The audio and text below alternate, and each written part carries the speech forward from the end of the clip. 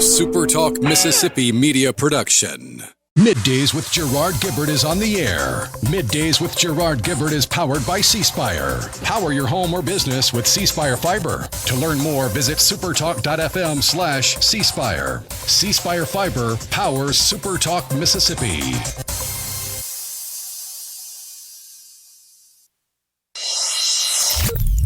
Get ready to go beyond the headlines and join a meaningful conversation with people from around the state. Hello.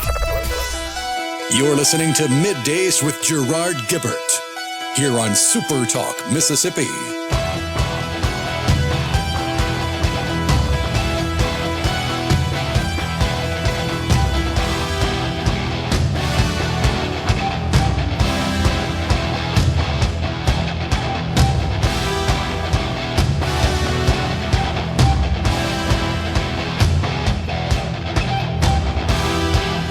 Good morning, everyone, and welcome to MidDays, SuperTalk Mississippi. I'm your host, Gerard Gibert, along with Rhino in the Element Wealth Studio, guiding you through the middle of your day with facts, fodder, and fine music on this Hump Day. All right, good to be back. Enjoyed my brief trip up to New Albany, Mississippi, Union County. Was pleased to speak to the New Albany Kiwanis Club up there, Rhino, and the one thing I noticed en route, great place, by the way, great folks, great club, really appreciate them having me up. My good friend Sue Morrison invited me, a member of that club. You know, it's the first time I've been north since the winter weather swept through the state, which, of course, just devastated much of the northern one-third of the state. You get about an hour north of here on I-55 there, and it's just lined with downed trees. It's almost as if a tornado got on the ground and stayed for 200 miles. That's kind of what it looks like. Man, incredible. And their crew's out, of course, first and foremost, making sure the trees are not blocking the road themselves, sort of pushing them off. But I did notice as you get further south, they're actually gathering up, sawing up the fallen trees, and I don't know what they're doing with it exactly, but transporting them out. But man, when you get up to the Lafayette County area on Highway 6 and through there, and on the bypass around Oxford, and then over to 7 to 30, it's just unbelievable. Lots of power. Folks at the Kiwanis Club yesterday, still some without power up there. One individual said he got his on that morning, literally. So just keeping in your thoughts there, folks, that people are still reeling from this event, not back to normal, working feverishly to get to that point. And, of course, Rhino, you see the electric lineman trucks, the bucket trucks, everywhere, restoring, literally putting poles in the ground and connecting them back up, attaching the transformers, the electrical cables, wires, etc. And I was trying to find, or just figure out, passing on the highway there, the 2-lane between 7 and, I think it's 30, between 7 and New Albany, that stretch through there, it kind of looked to me like many of those homes still without power. Because, of course, it's the daytime. You can't totally determine that like you could at night when you just see a house that's totally dark, completely dark. But it just kind of looked like it probably was. People out in their front yards with a bunch of trees. And what really surprised me were the hardwoods that had fallen. And of course, you can see where they're split, where the trunk split. It's not rotten wood. I mean, this is green wood. These were healthy trees. I guess that just indicates the sort of weight. And, of course, the hardwoods have a tendency to be top-heavy as it is, right? Oh, yeah. They spread out. I mean, that's their beauty.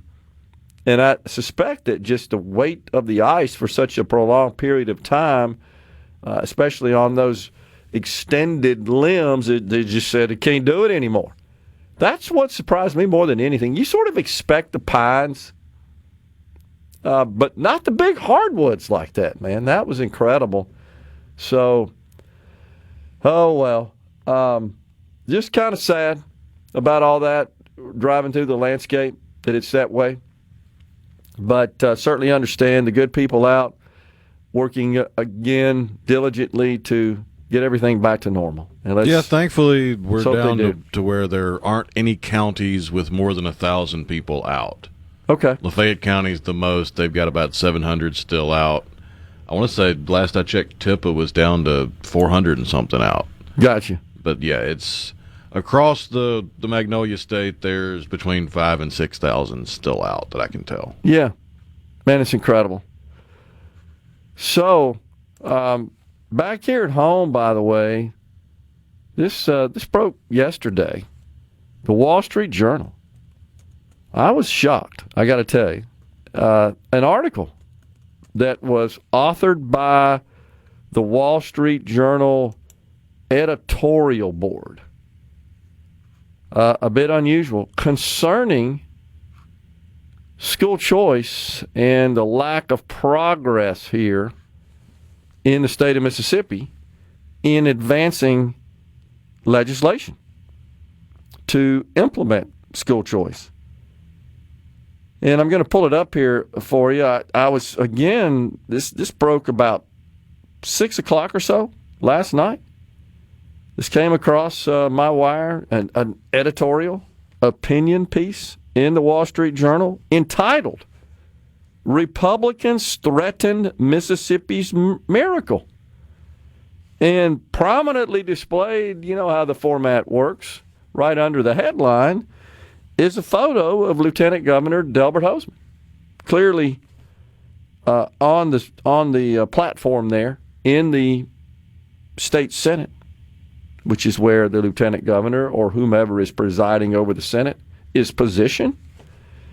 And this is really a scathing rebuke of the Senate for disposing of HB 2, the school choice legislation that advanced out of the House, transmitted over to the Senate, and perhaps the most extravagant procession Rhino could ever dream for that one.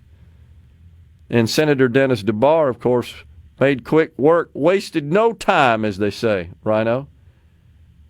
And so the editorial board, again, sort of goes on attack mode here with them, and even pointed out in a 90-second, yes, second, I'm reading from the article, meeting last week, the GOP-led State Senate Education Committee voted to kill a bill, a school choice bill passed by the State House in January. Goes on to say that this legislation is championed by House Speaker Jason White, supported by Governor Tate Reeves.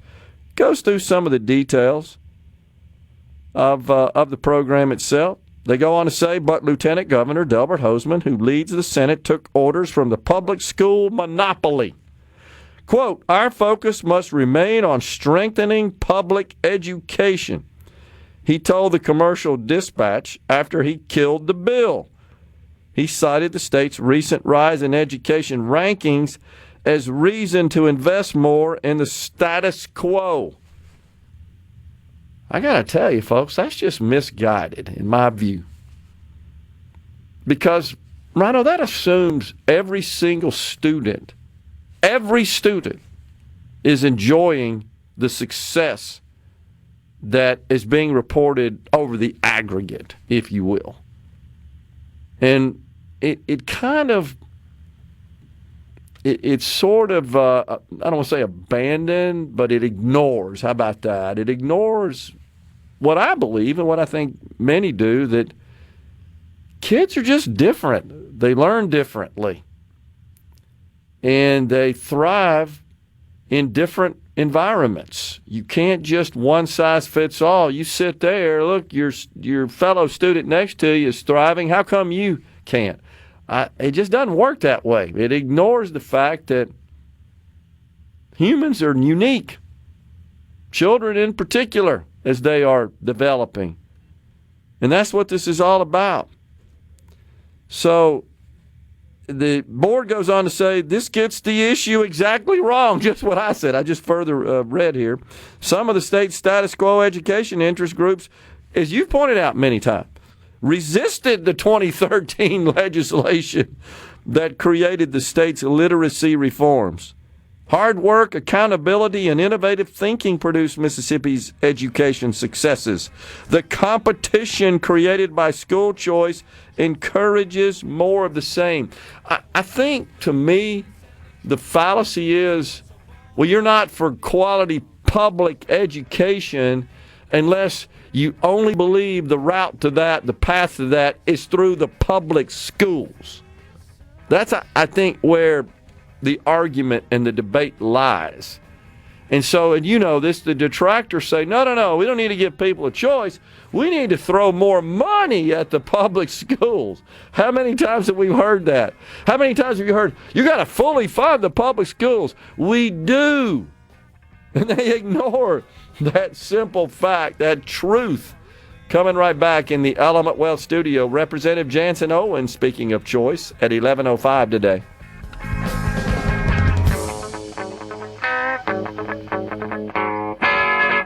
Mississippi Farm. This segment of Middays with Gerard Gibert is brought to you by Covington County Hospital in Collins, where your health matters. The talk that keeps Mississippi talking. We're rolling. Hit it. Go. Play it. Middays with Gerard Gibert on SuperTalk Mississippi.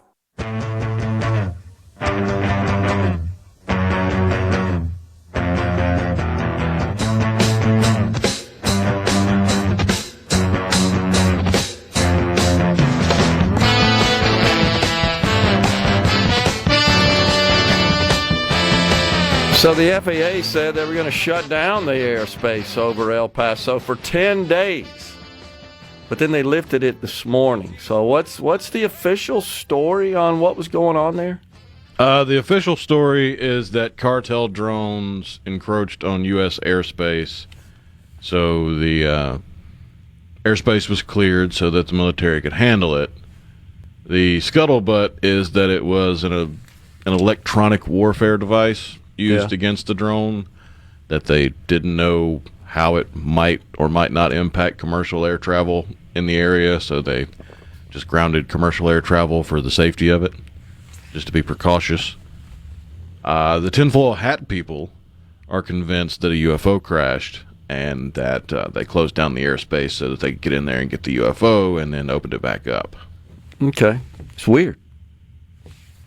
I saw that, and it was just a precautionary measure, but they didn't really provide any details or rationale for it.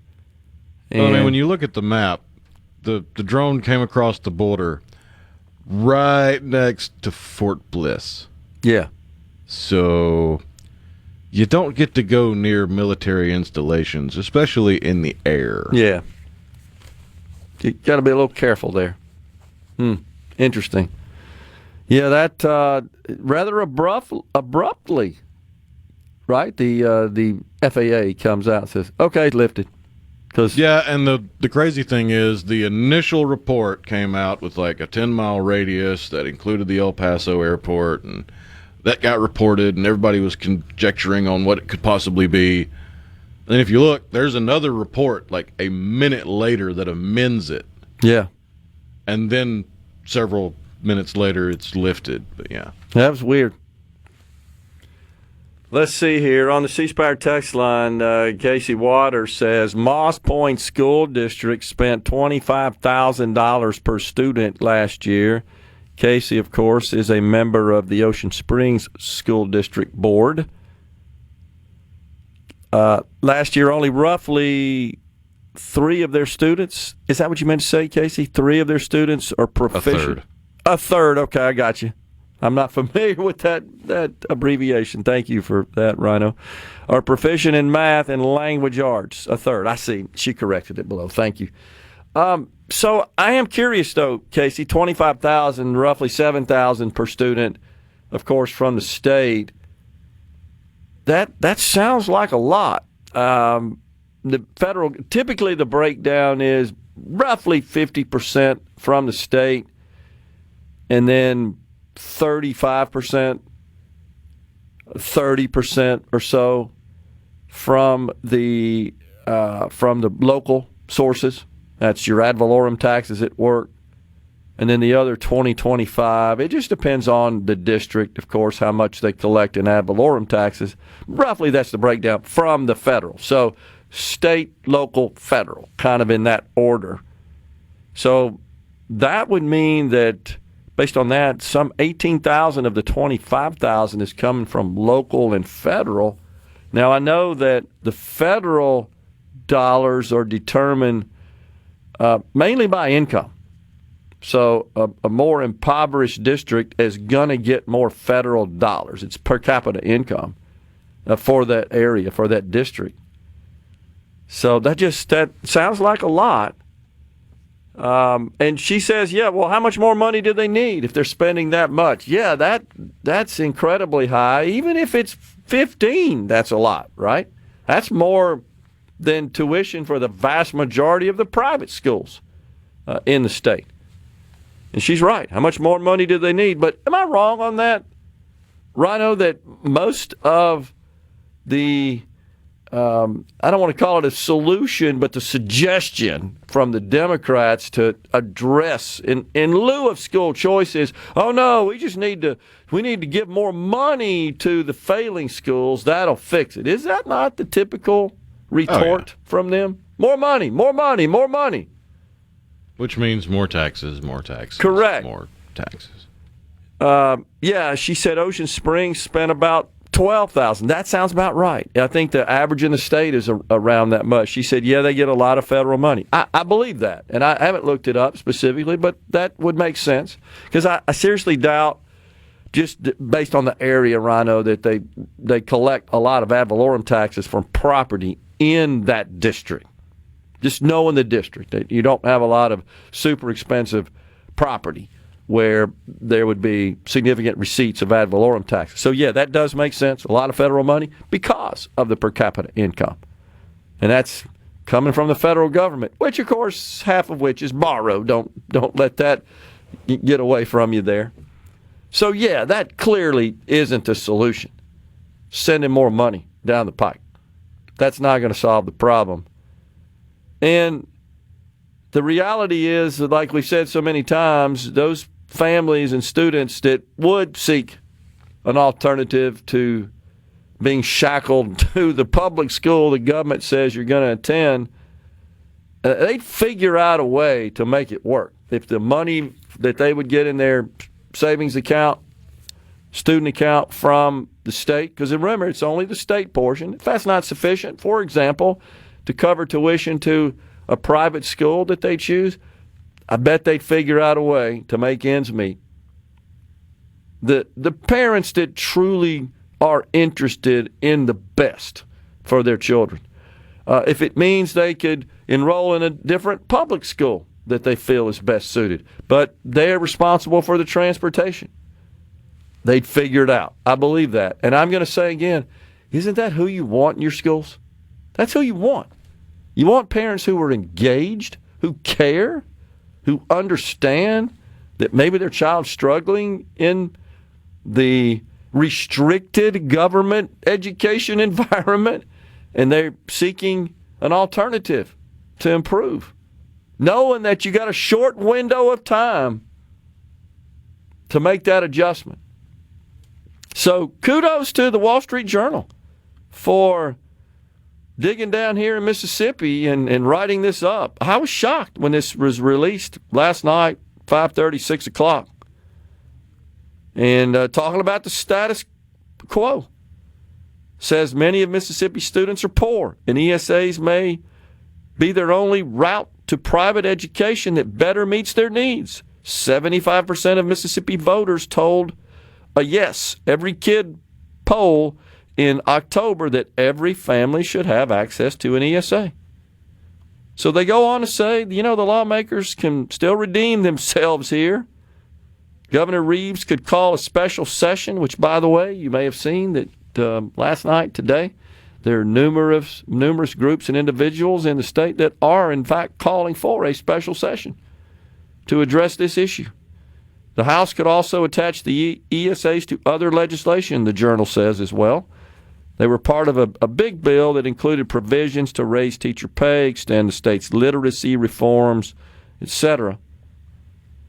Also says it's not a good sign that even the House, with a Republican supermajority, passed ESAs by a mere 2 votes. True. And if one of those had voted the other way, it would have been a tie, which means the measure fails. And we'll dig into that with Representative Owen at the top of the next hour. And so they kind of wraps it up by saying that in this editorial board piece, Republicans should know better than to believe that miracles only happen when the government runs something. Boy, is that ever well said. Mississippi students will stay in public schools if they're successful, but they deserve competitive options when public schools fail. Amen. This ain't hard. Now, I did notice, no surprise, that the Mississippi Democratic Party, they're all over this.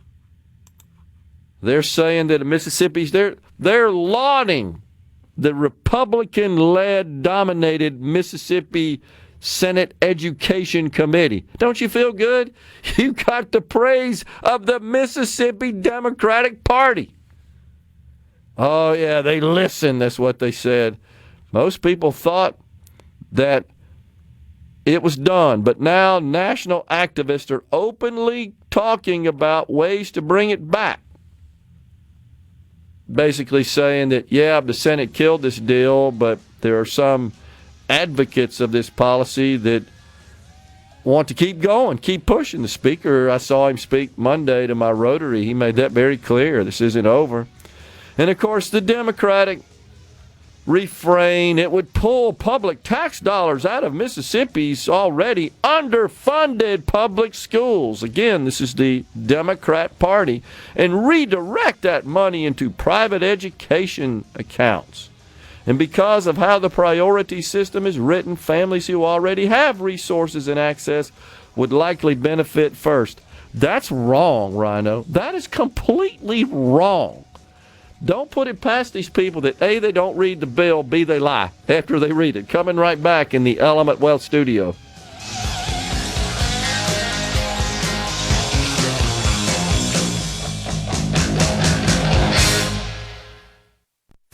Okay, is everybody ready? I'm ready. Ready here. Middays with Gerard Gibert on SuperTalk, Mississippi.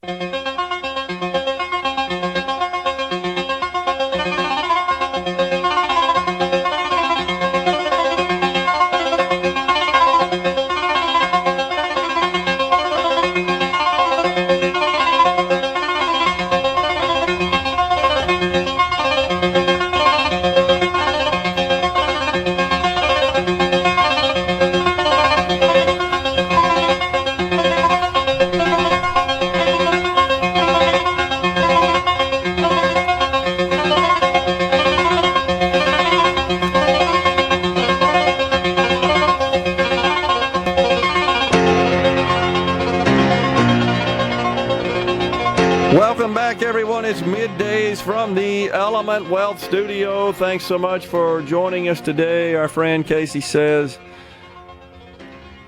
24 to 25 info is now on their website. Moss Point spent roughly $20K last year, $25K the year before. So I'm going to guess then, Casey, that we know what they get from the state now because of the various adjustments under the what's it called, Rhino? The student formula that was passed a couple of years ago. I forget the specific explicit name of it. I remember the MAEP because we talked about that for years. This new formula replaced that Mississippi Student Funding Formula or something like that. MSFF, as I recall. It doesn't matter, but roughly 7,000 base, and then there's some half a dozen or so adjustments. Yeah, Mississippi Student Funding Formula. Okay. And you remember the various adjustments there. There's one for household incomes, one for a sparsity adjustment, meaning if you've got route the buses longer distance to pick up the students. There's additional expense associated with that, so the state sends you more money. And then those in career, I'm trying to think about all the adjustments, career technical education, I think special needs students, gifted students. There are 5 or 6, a handful. So I'm going to guess that, Casey, that they probably receive maybe $7,500, $8,000 per head, per student. And she reminds, it's based on average daily attendance now. Used to be based on that, pardon me.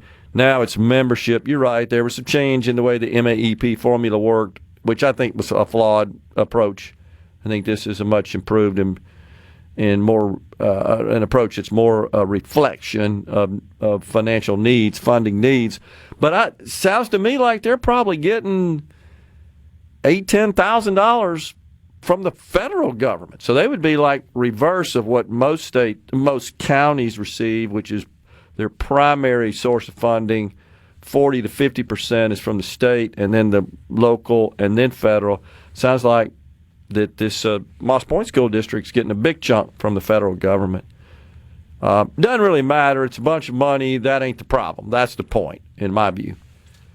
And I believe Casey believes that as well, shares that position, saying that how much more money do they need? I think that's what the typical taxpayer out there is saying, right, Rhino?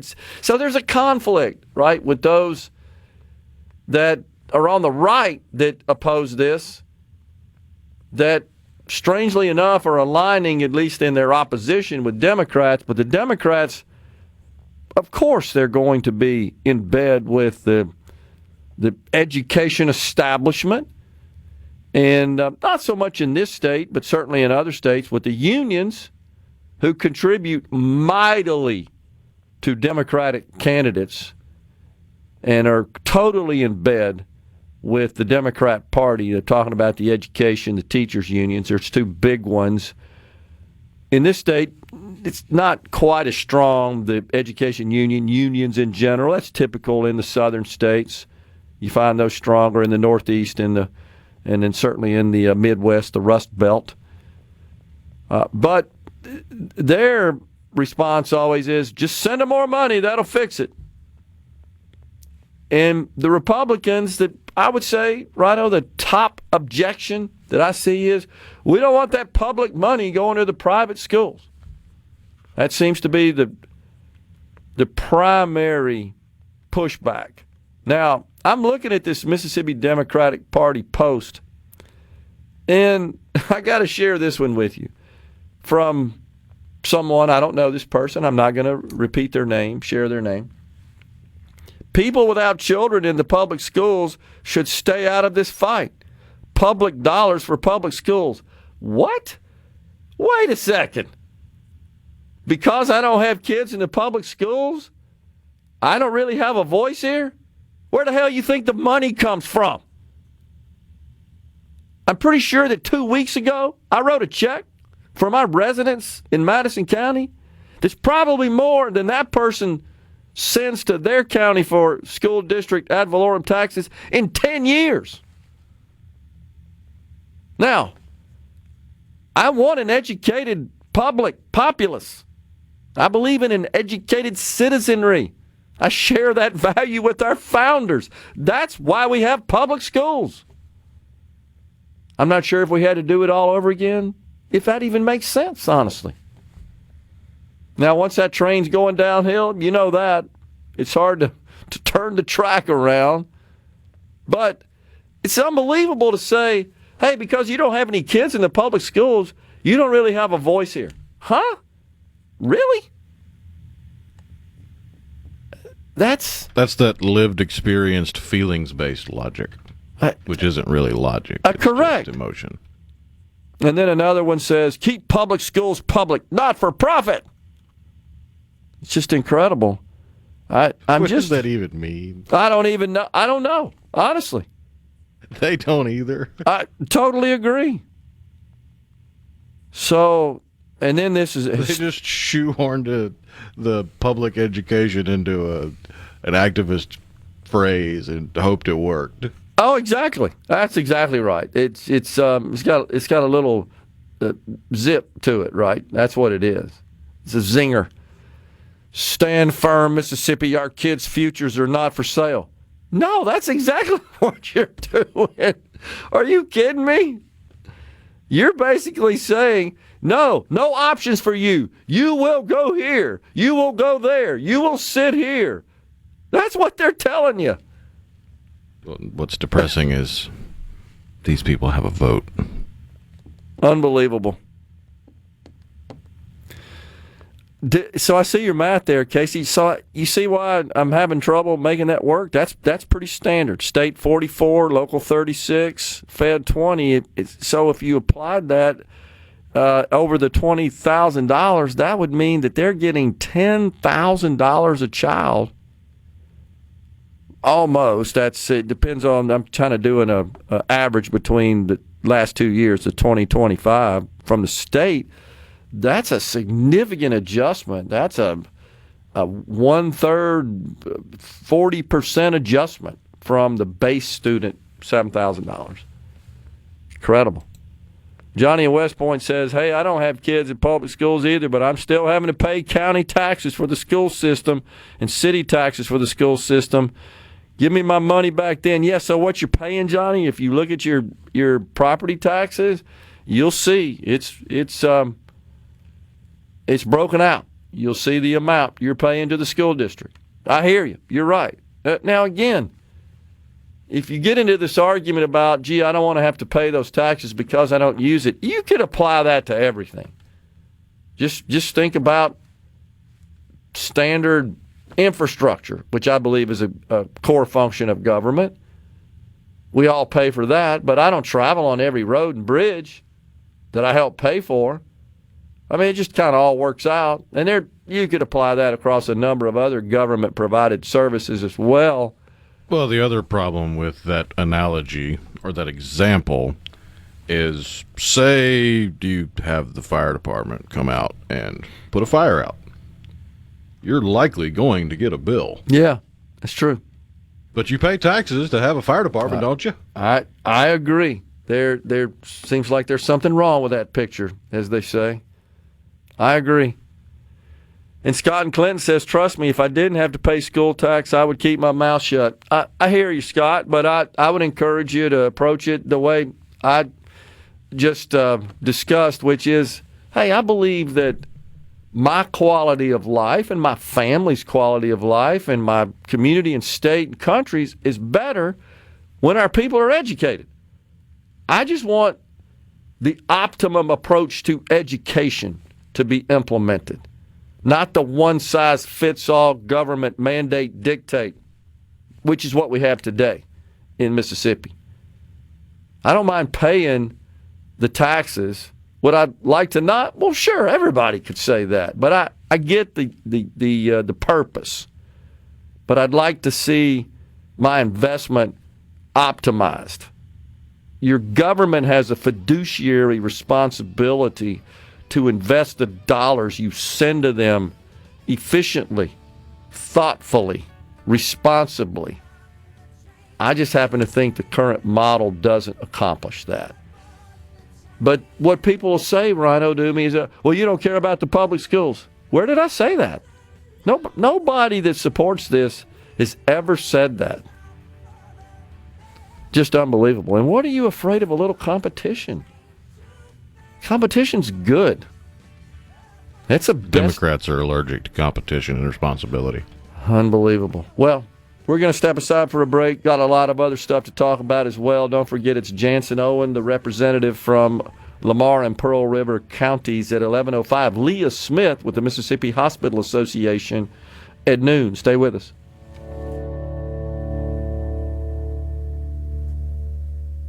America's 250. It's so awesome! Middays with Gerard Gibert. Come on, let's get on with the show! On SuperTalk, Mississippi.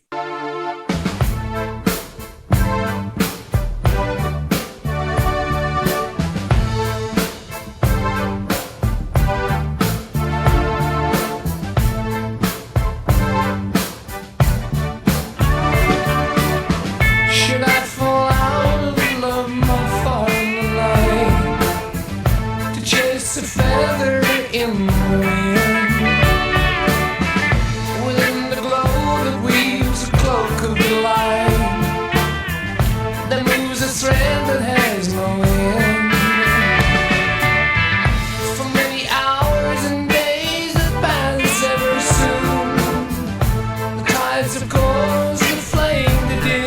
with you in the Element Wealth studio. Thanks so much for joining us. So, I don't know, man. It's just a little frustrating that we seem to not be able to get this issue over the finish line, and I don't downplay folks' concerns whatsoever. I get it. I've heard them all, man, for many years, but I personally believe they're grossly overblown.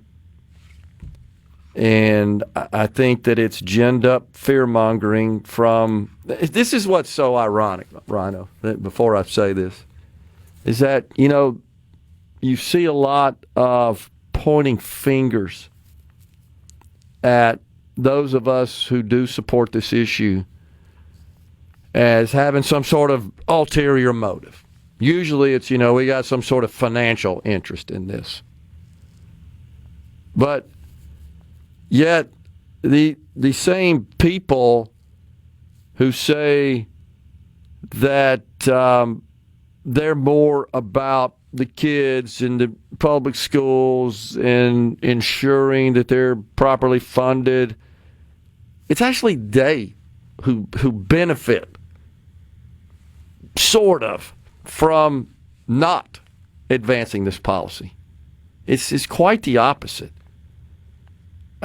Those of us who support it, we benefited from it because we're a member of society and we believe this is in the best interest of our communities, our state, our country. And when it uplifts society overall, the quality of our lives is improved. And that's the goal here, and I think that just gets missed. There was a question, Jack in Jacktown, is there an average percentage of students who transfer among states who have adopted some form of educational freedom? Yeah, Florida actually is the top in terms of the adoption rate, sits at about 13%, Arizona 10%, and then other states such as Ohio 4 to 5%, Iowa 3%, Oklahoma about 3%. So it's not on a national level. 2.2% of students are utilizing an education choice program. And if you dig even deeper, if you look at the adoption rate for the first year, the third year, and the fifth year, that was the way I broke down the math. Nationwide average. First year of school choice, nationwide, less than 0.5% of the students in that state take advantage of the school choice. Yeah. By year 3, it's still less than 1%. It's 0.94%. Interesting. By year 5, you're up to 1.5% on average across the country. So if you apply those numbers, those averages to Mississippi, to the amount of students in Mississippi, in year 1, you'd have just over 2,000 students take part in school choice. 2008 precisely. Even though we're allocating 12,500 right in the first year, I think you're right. I think that's about what we could expect in terms of the adoption rate. If you go even more granular, 2,000 students in year 1 adopting school choice. That's less than 14 kids per school district. You're telling me 14 kids moving in and out of your school district is going to upend the apple cart to some dramatic fashion that's going to completely erase any gains made or completely change the way your child is educated? Great points that you make there. And it again, what you're essentially refuting with data and facts is this overblown fear that we're just going to be overrun. We don't have the capacity, and we don't want them people and that sort of stuff. And it's just wrong. It's nonsense. It's not the case. It's not happened anywhere else. Why they think it would happen here? And if you look at the structure of this legislation, this HB2, it precludes that from happening. The receiving schools still have great discretion over that. Who they admit that seeks to transfer from another district. The private schools still administer their own admissions process. They're not bound by any sort of state requirements there. So there was, I'm looking for someone who said that they talked to somebody about this. Let's see if I can find it. Yeah, here we go, from Marshall in Lauderdale, who said, on the Republican side, it's not about money. It's we don't want those people coming over here. Heard it from the mouth of a state senator. Not whatsoever, one iota. Surprised at that. We've said the same thing here. We're coming right back after Fox News and SuperTalk News with Representative Jansen Owen. We'll continue the discussion.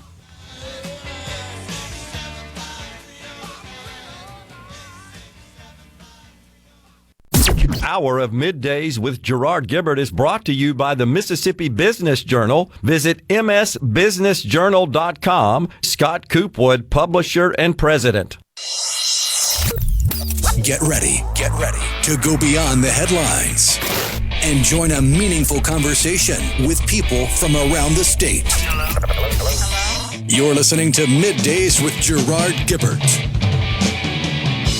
here on SuperTalk, Mississippi.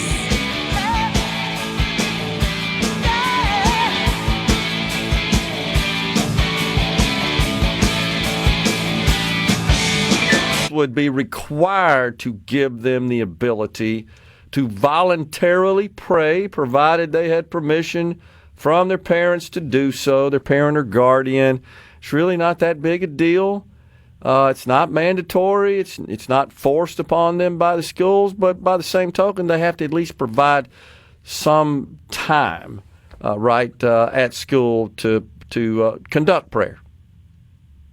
That's correct. I mean, just think of it as how we have all these extracurricular activities already. It would just be treated as an extracurricular. Yeah, that makes sense. It totally makes sense. I guess then that means, Representative Hurst, that we have some schools and some legislators as well in the House there that object to this pretty simple gesture here. It sounds like it. I don't know if it is, if that is actually true or if it is just for the sake of argument. But definitely some opposition being brought. All right. Well, I don't know that any exact opposition has been expressed by schools except for, just members in this body. Okay. Gotcha. Well, it seems like Representative Owen always draws these sorts of these bills. I've seen him in the well many times talking about stuff like this ought to go through like in 10 minutes, but they end up being these protracted debates. What's going on in your world down there in the House? It should be easy. Yeah. But he does a great job, and I think that's why you see him in the well handling such controversial issues. The patience of Job. Job. And I apologize. Is there an echo? It's not that bad. Is there an echo? No, I tell you what's going on though. I think the connection is a little weak as far as I think the amount of bandwidth you have. So believe it or not, when you move around, that requires more bandwidth. So if you're a little more still, hate to ask you to do that, it would prevent kind of the stuttering and the jittery you see there. So sorry about that, but it's just nothing that we can be helped. Not at all. I just wanted to make sure. Through badly. Yep, we got you. All right, so what are you working on? Of course, we're approaching a deadline this Thursday. Well, all of my, I have one bill that committee, and that is Kelsey's Law, which would require cell phone providers to give the location of a cell phone in exigent circumstances. Okay. Basically, any emergency life circumstance. And that is currently in Dread A, and hope to see it coming to the floor. Okay, gotcha. So I've been in the gallery a little bit this session, and it seems to be flowing through pretty smoothly. I guess other than the fact that HB2, of course, was very controversial and contentious, even in your body in the House there, and that got transmitted with a vote that came in with the slimmest of margins to pass that legislation, at least in the House, sent down to the Senate. Didn't take long for Senator DeBar to get rid of that thing. The Speaker says he's not through, though. What do you think? Yeah, I think it was 73 seconds. But who's counting, right? I think there's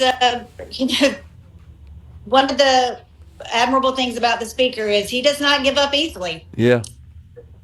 Yeah, I saw him Monday at our Rotary, and he made that point that there's still work to be done, and he continues to press forward. Mm-hmm. So I think they can definitely expect that it's coming back. Yeah. In some form or fashion. Okay. Interesting. Well, anything else on the horizon that you're paying attention to that maybe you guys passed? Mobile sports betting is another one that's been sent down there. In the past, it's also met its fate in the Senate of being disposed of pretty rapidly. But this looks like something, once again, that the Speaker seems to have a stronger interest in. What are your thoughts about that getting through? You can't ever tell, Gerard. Strong support in the House. Yeah, you're right. Strong support. I think it would be nice to have that revenue. Yeah. But you can't ever tell. Then you never know what people are thinking. Right. Teacher pay raise. You guys kind of won up the Senate with the $5,000 increase. And let's see, the Senate was their proposal, their bill was, I believe, $3,000. Is that right? I think it was $3,000. So might that? I believe this was two. You may be right. I think you're right, Rhino. I think it was $2,000, the Senate's version. That's correct. So that's right. I'm thinking that was a $3,000 difference. I think is what my mind was thinking. So I think both sides have an interest in doing something there. It's just a matter of what number we land on that can get through both chambers and to the governor's desk. And the teachers, of course, are paying attention to that. Go ahead. Yeah, we got a poor connection there. We apologize for that. And that's in the Capitol. That's not the first time that's happened, right? We've had issues, right, with connectivity in the Capitol. We ought to do better than that in that building in the heart of downtown Jackson. Hey, there you are. Okay. There we go. A call came through. Oh. His phone. I had to decline. Sorry. Okay. He's getting a lot of congratulatory messages. That might be the other reason where the bandwidth is slow. Yeah, I got it. Okay.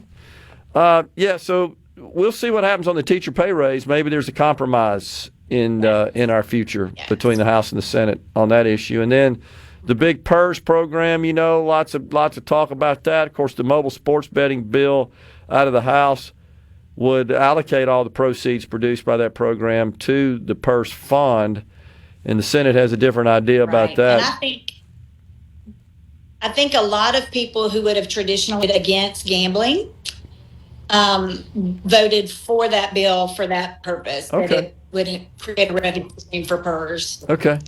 All right. And then we got more bills concerning alcohol sales. I see that's come up again. Maybe extending the time into Sunday, allowing alcohol sales through certain hours. I don't think that would require the liquor stores to be open during that time. It would be optional, but that's something else, right, that's on the table. And then direct ship of alcohol. We already have some limited direct ship of wine into the state, but looks like that's on the table again. Yes, it's all on the table. On the table. And, we're one of the few states who don't have that already. Yeah, exactly. The something else I hear a lot about, Representative Hurst, certainly on our text line, is restoration. I'm sure you hear it from your constituents as well, of the ballot initiative. The House has tried that a couple of times in the past after it was nullified in 21 by the Supreme Court. But the Senate hasn't acted positively on that. Now we got Senator England with a bill that I think has come out of committee, hasn't passed in the Senate yet. But should that make it to the House, we'll see what happens, I guess. I think there's an appetite in the House to restore it. Yeah. I think there's an appetite among some. I would not be one of those people. Okay. All right. Well, we're glad you shared your position on that. But I do think there is probably an appetite. Okay. Well, I know that folks I've talked to in the House that would initiate that legislation have said, until we have confidence the Senate would pass it, we're just not going to waste our time on it. So we'll see what happens with Senator England's bill, whether or not that gets through the floor action over there in the Senate and passed down your way. But we appreciate. I do love Senator England. That's just one we don't necessarily agree on. Fair enough. We appreciate you joining us today. You guys have a good week down there at the Capitol. Might see you down there later. Hope to see you, Gerard. Thanks for letting me come on. You bet. Thank you, Representative Celeste Hurst from District 76, joining Middays. Coming right back.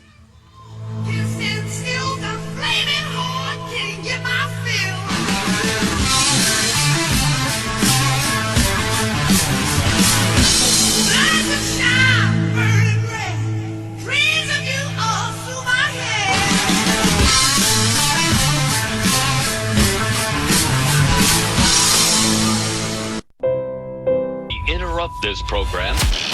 Gerard Gibert. Here we go. This is huge. Huge news. Huge news. Huge. You need to listen to this. Middays with Gerard. SuperTalk, Mississippi.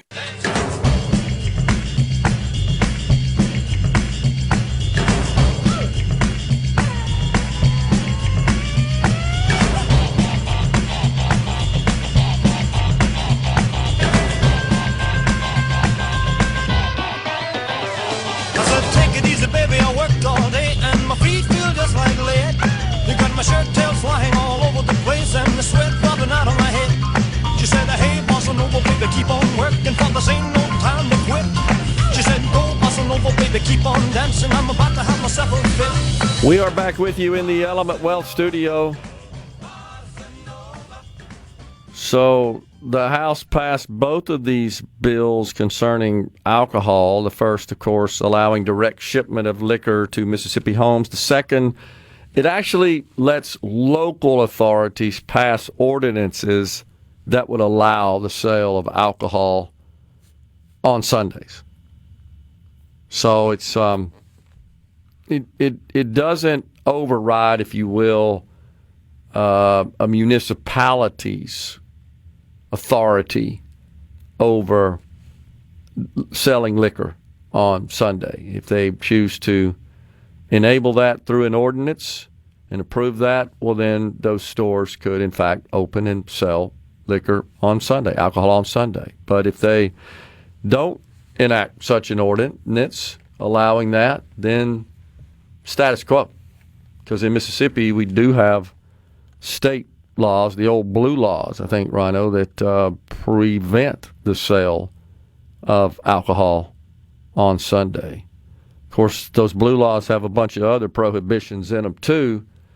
I think some of which have been repealed. But, heck, I know for years we had those on the books, but we didn't abide by them. Lots of stuff. It was crazy, some of the things you couldn't buy on Sunday that really made no sense. So, yeah, like TVs. Okay, I didn't know that. Yeah, you couldn't buy a TV on Sunday, but you could buy an Apple. So the TV store would have a couple $1,000 apples sitting on top of free TVs. I didn't know that. Buy this apple, get a free TV. That's interesting. Just the apple costs as much as that TV would cost. Where'd it talk it? So this bill would change counties, municipalities, even tribes. They could pass ordinances which would allow the sale on Sunday, including both wine and liquor, by the way. So this has been attempted before. We'll see how far this particular measure advances. It passed out of the House 62-47. I'm thinking about what that procession might look like. What would that entail, Rhino, when you're transmitting these bills related to alcohol from the House to the Senate in this case? Well, you got to put down the tarps and the Bisqueen, and you got to flood the halls because it's a canoe procession. Okay, a canoe. Got it. But instead of using water, you use beer. I love it. Oh, that's perfect. So you paddle your canoe down the river of beer with the alcohol bills in hand. So I may be stretching here, but I wonder of those who voted against this, how many of them have enjoyed a toddy with lobbyists, you think? Oh, my gosh. Oh, wow. Yeah, Ben from Madison says Excellent points on Rhino's math there, on the adoption rate, and what that really amounts to is just a percentage of the overall student census. Agree, and that's, you and I talk about this a lot, is sometimes you get into all these numbers, especially if they're big numbers, and it just kind of goes over the head of a lot of people. But in this case, the fear-mongering is that, oh, my gosh, there are just going to be busloads, right, of students coming from that other district that we just can't allow into our schools, and nothing could be further from the truth. Yeah, the reality is, even if you extrapolate it out to 5 years, after 5 years' time, you'd have a hard time filling a bus with the amount of students that would participate in school choice. 100%. On average, per district. It'd be just over 41 students over the span of 5 years. Yeah, that's 100% right. That's totally true. Paula Meridian says, what this was not today. Yeah, here we go. The police officers it's sad that police officers make about half of what the school teachers do. Yeah, there's been discussion about that as well, and you hear it all the time as well, Rhino, is what about all the other state employees that aren't seeing the same sort of interest from legislators in increasing their pay? The focus tends to be on teachers. I think as an occupation, they comprise the largest number of public sector employees. Also, Paul goes on to say, it amazes me the hypocrisy in many states when it comes to alcohol and pot. Somebody died today from alcohol poisoning, but yet nobody in the history of the world has ever died from a marijuana overdose. Just legalize it and tax it.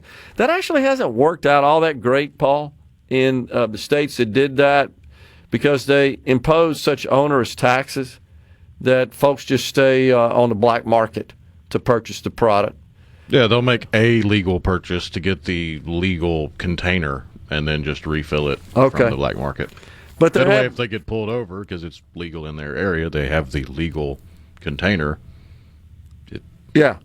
I mean, if you're talking about marijuana buds or flowers or whatever they're called, is an officer on the side of the road going to look at that and go, no, that's not Purple Sticky Punch, that's Hulu Maui? They're just going to look at the package and go, yeah, you bought that legally, that's a legal package, go about your business. So interestingly enough, the New York Times, who traditionally has been very pro, right, marijuana and legalization of marijuana for recreational purposes, just 2 days ago, their editorial board published an opinion piece entitled, "It's Time for America to Admit That It Has a Marijuana Problem."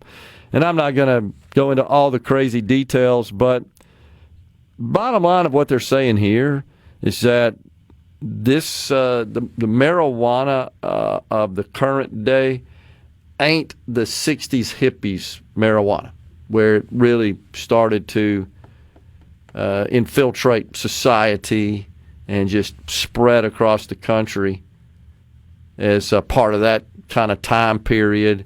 So that's what they're saying, is that the stuff today is way stronger and causing problems. And I hear you, Paul, maybe not death, but there are lots of other issues as well. And I know that there are plenty of people, we probably all could name some, that consume on a regular basis. It doesn't seem to affect their lives, either professionally or personally. Then there's some who, get addicted to it, and it consumes them, and it causes other problems. Again, maybe that doesn't kill them, but they tend to kind of lose interest in their work, become lazy, don't really produce to the level they can, and it consumes many parents' income and in lieu of taking care of their children. Now, I've said many times that I don't believe it's government's responsibility to stand in the way of you doing dumb things, and if you're spending your money on marijuana or other vices or other items and goods that are not necessary, but in doing so depriving your family, your children of necessities, yeah, that's a problem, but that's a responsibility problem. And I don't know that there's anything that government can do to prevent that. you hear that a lot as an objection to the lottery, to casino gaming, even to mobile sports betting. I just feel like that those sorts of people who, generally speaking, are irresponsible in prioritizing those purchases over other more legitimate, genuine needs are just being irresponsible. And I think they'll just be irresponsible no matter what. Yeah, and he says, but yet alcohol is legal and no one has died. And I don't know that I agree that that's rationale for it, legalization of it. To me, it's just more about freedom. You want to put that stuff in your body, have at it. And let's be honest, the fact that it's illegal, I don't think that prevents people from consuming it. Obviously, it doesn't, because it's, and that New York Times points that out, it's super widespread. Heck, all you got to do is walk outside, and it's everywhere. Seems to be stronger, more pungent, and honestly stinkier than it used to be, in my opinion. But you can't escape it, right? Even in around here where it's not legal, you still can't escape it. It's pervasive. Weed is cheaper than cigarettes. Yeah, and I don't know that because I don't buy either, but I'll take your word for it. I don't know that means anything necessarily. All I'm saying is that if you're spending your money on things you could do without, and in doing so you're depriving your children or your family from something they need, and you know this happens. I know you saw it in the healthcare industry. You've seen that all the time. Well, I can't buy that prescription, but I got my Dooney and Burke purse, right? But my kid needs this prescription. That happens all the time. Coming right back in the Element Wealth studio.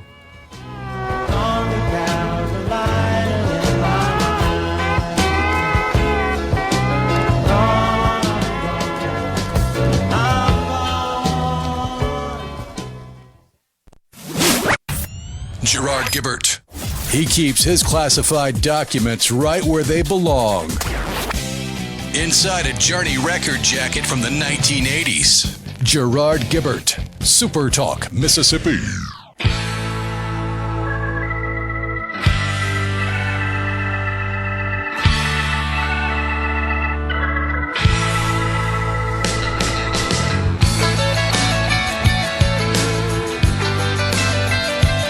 Welcome back, everyone, to Middays from the Element Wealth studio. Are you thinking about or planning for retirement? Do you have a plan? Go to myelementwealth.com or call 601-957-6006 to let Element Wealth help you find your balance between income growth and guarantees. We got a jobs report this morning. Jobs came in better than expected. Lots of varying opinions on this report, however, as to whether or not this is just kind of a temporary bounce based on the unusual seasonal hiring and lack thereof for the Christmas season in December. So not totally sure our investors what to think about that. The NASDAQ down 20 points at this particular moment in time. It has been down even further. The Dow, it's been all over the unchanged line, now up a point. But, Rhino, the funny money really taking it on the chin, down to about 67,000. Man, it's getting beat up. The 10-year Treasury, that's the government debt security that is directly tied to your mortgage rates and other borrowing rates. It also ticking up a bit, as well as oil. Oil also up. I've noticed a slight trend upward at the pump. It's up, $64.88, up nearly $1 today. So silver, it's all over the place, man. It's up to $81 today.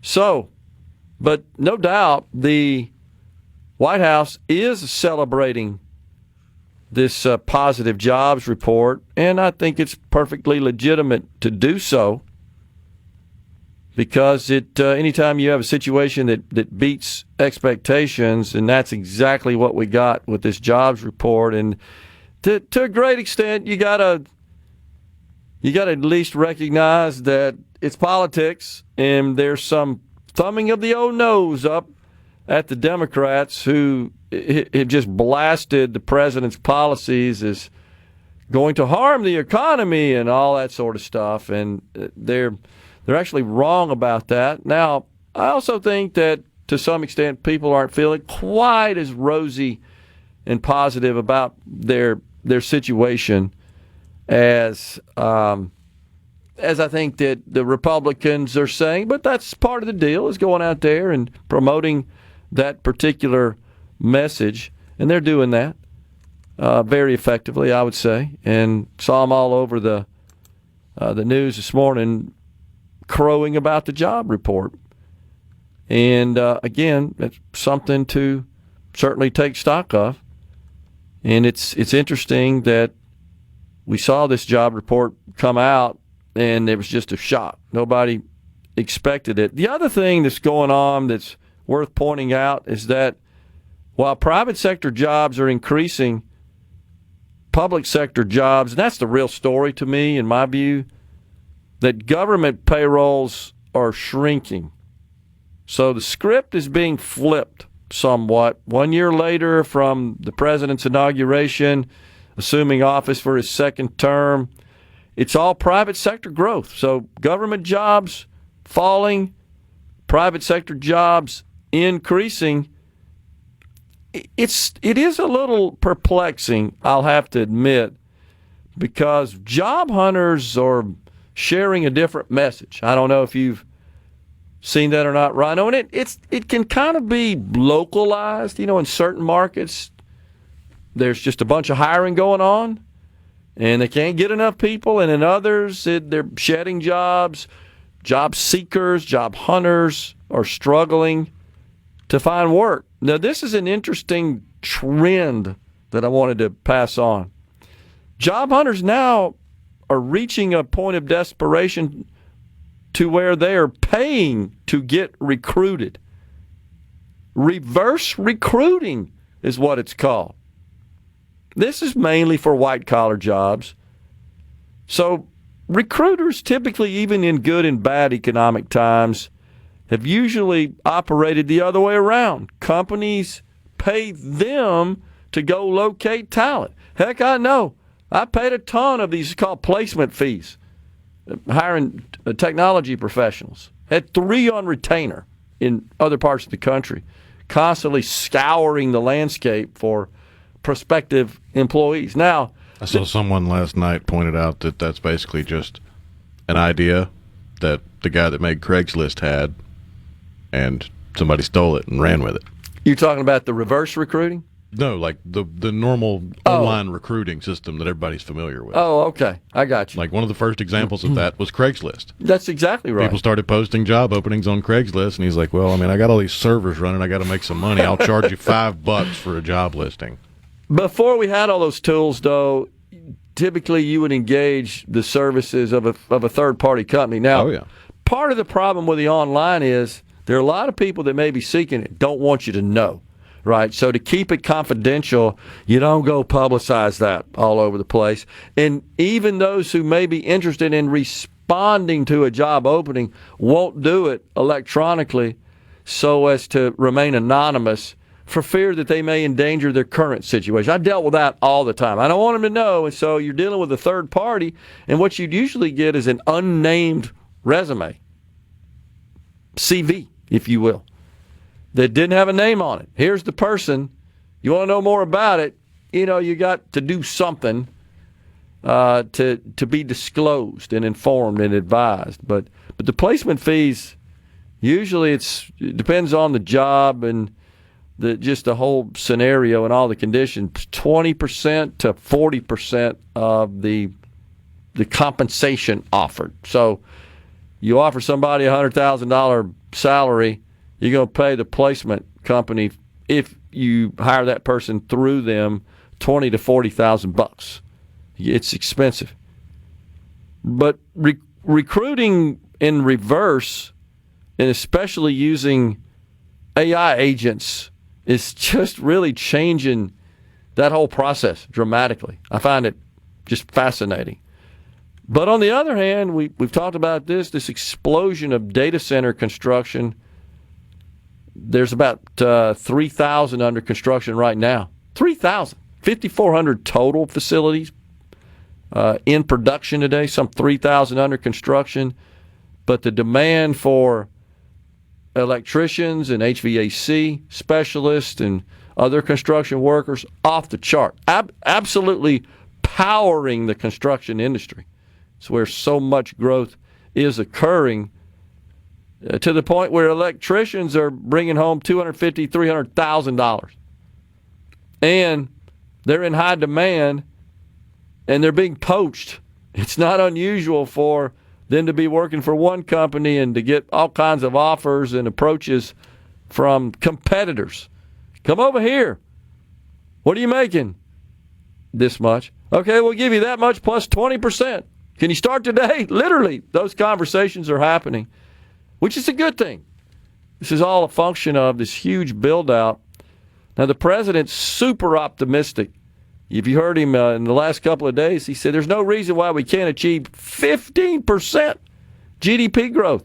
Even Treasury Secretary Scott Bessent, who, of course, carries the president's water, and Scott's brilliant, by the way, was a hedge fund manager, made billions doing that.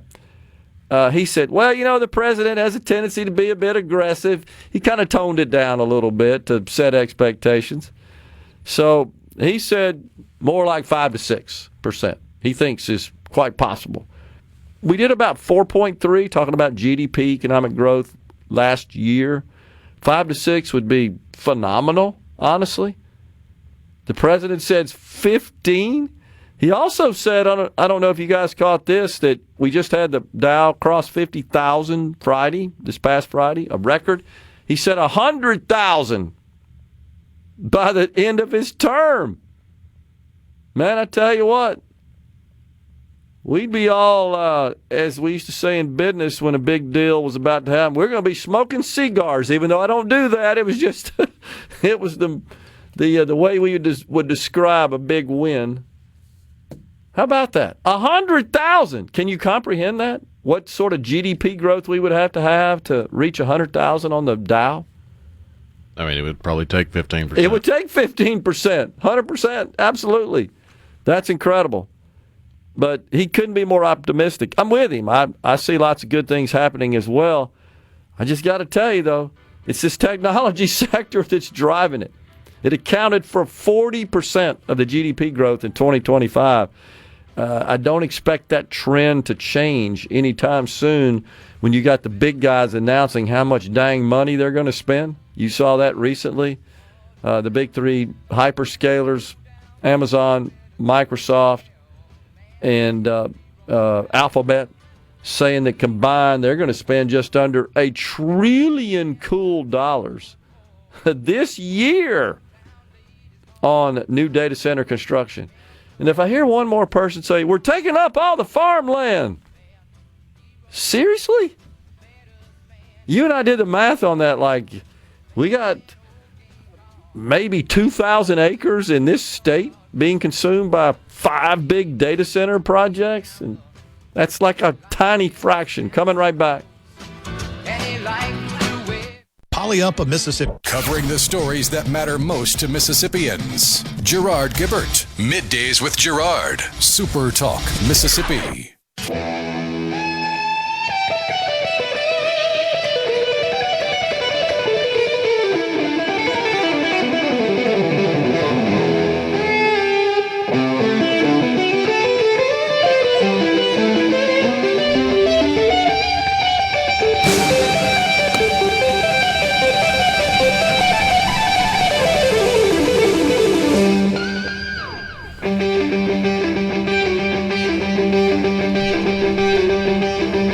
We're back with you in the Element Wealth studio. The Mississippi Farm Bureau Federation and the Dixie National Rodeo go hand in hand. Tomorrow you can catch Middays with me at the Trade Mart in Jackson as we team up with Mississippi Farm Bureau Federation to grow the future of the state's agriculture at the Sale of Champions. This event is also brought to you by the Mississippi Beef Council. So if you're in the area, we're going to be down at the Trade Mart tomorrow. So, Rhino, you got to tell the folks that you actually instructed Grok to create an image of this procession of the alcohol bills from the House down to the Senate. I got to tell you, folks, Rhino tagged me on that on Twitter, and when I opened it up, I couldn't stop laughing. It's fantastic. Describe it to the people, please. Yeah, if you want to see it, it's on Twitter. It's at Rhino Rants. That's where I posted it. But I tagged SuperTalk and Gerard and the show on it. But yeah, I just told Grok, hey, generate an image of a river of beer flowing down the halls of the Mississippi Capitol. Make sure you put some tarps and some plastic underneath to protect the beautiful Capitol walls. And have the legislators in their appropriate dress with the suit and tie and the skirt and everything. Put them in some red, white, and blue canoes floating down that river of beer so that they can transmit the alcohol bills. And that's what it spit out. Yeah, it gave me a nice big river of beer with some red, white, and blue canoes and all the legislators paddling their way down right into the Senate. The Hoppy River. Here, Lieutenant Governor, here's the alcohol bills. Oh, my gosh. That is so great. That is so cool. The power of AI, for sure. That is awesome. CC in Senatobia says, most of the people screaming in defense of legalizing weed are smoking it. Ed in the Delta, I don't do Bitcoin, but why is it tanking currently? There's lots of talk about regulating Bitcoin. That's one major factor, and they're sort of at odds with the banks on, is this a commodity, is this a currency? That's still, and then there's some legislation that would sort of protect, promote, set a path for expansion of the currency and the technology, and that's being met with a bit of resistance. Those are the main factors. Anything else in particular, Rhino? I think that's the main stuff that's kind of going on, just a little uneasiness about the future environment. But I mean, there was some rumor milling going about that Epstein was Satoshi, and that rumor spread like wildfire, so that could have had something to do with a sell-off, but I really don't see that being a big factor in what we've seen for a prolonged period of time here, where it's down a good bit from its highs. Yeah, definitely. 67, and by the way, 68,000. Epstein was not Satoshi. Right. Exactly. And something else related to Bitcoin is, I haven't talked much about this on the show, but this it's intriguing at a minimum and really kind of sad situation with Savannah Guthrie's mother. And, last night they detained somebody. That sounded like a breakthrough, and then they fairly promptly released that individual. But then there's the Ring doorbell video that, again, is honestly, you have to attribute and recognize the powerful technology and the wonk heads, honestly, the 10-pound brain people on both the FBI and at Google, who were able to take all these pieces of bits and piece that together into this recognizable, discernible video, which is probably the most information we have now. And I think the one thing that all the experts are concluding, and now we're talking about law enforcement, detective-type experts, this is not a professional. Just it's what they said based on the way they approached the Ring doorbell and attempted to cover it up with a flower or something dumb like that.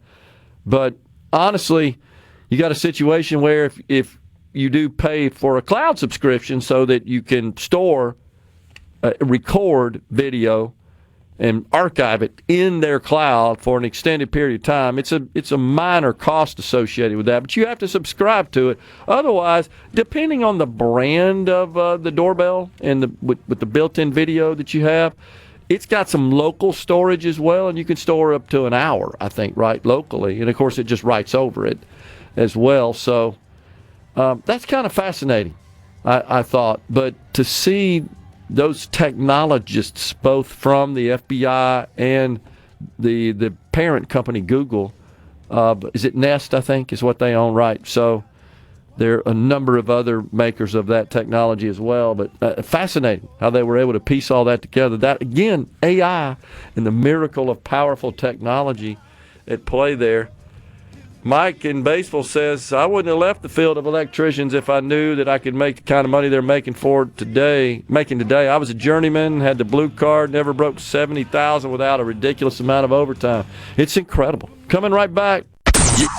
And now, another hour of the talk that keeps Mississippi talking. Middays with Gerard Gibert. Begin your transition now. Now on SuperTalk, Mississippi.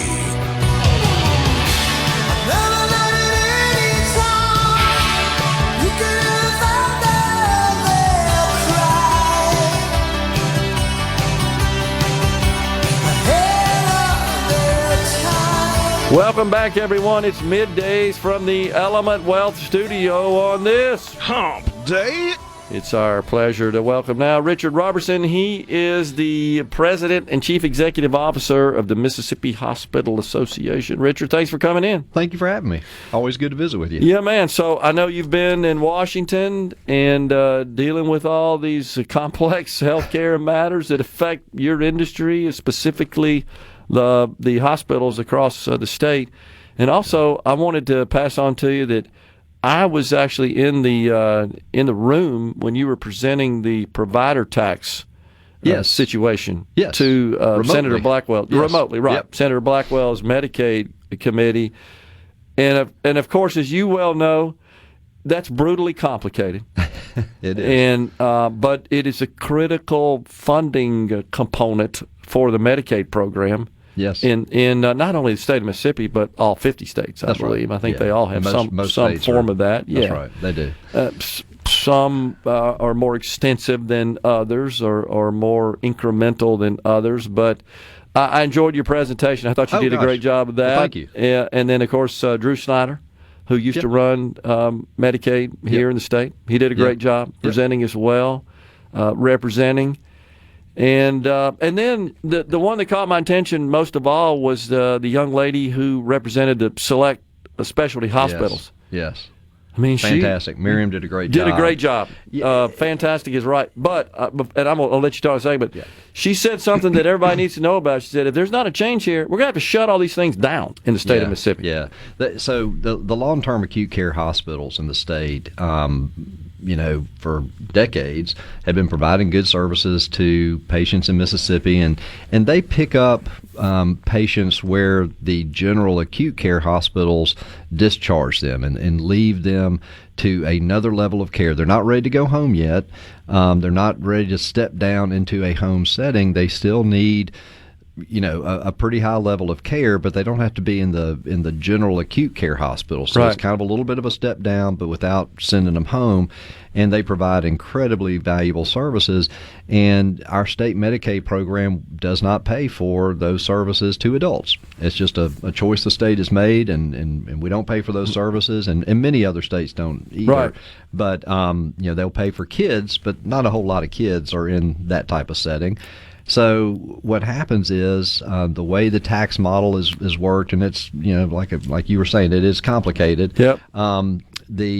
The long-term acute care hospitals pay a tax directly to Medicaid on top of whatever other taxes they pay. They pay tax directly to the Division of Medicaid to fund a lot of the payments that Medicaid makes back to hospitals, except they don't get those payments back. And so they're upside down in that tax model just right out of the gate. More going out than is coming in. Yeah. So, I mean, think of any type of walk of life where we all pay taxes, or many of us, are paying taxes, but you don't get any benefits. You don't get to drive a car on the road. You don't get to, enjoy any protections of police and fire and any of those types of things. If you just had to pay taxes to your city, and the fire department said, well, if your house is on fire, we're just not coming to put yours out.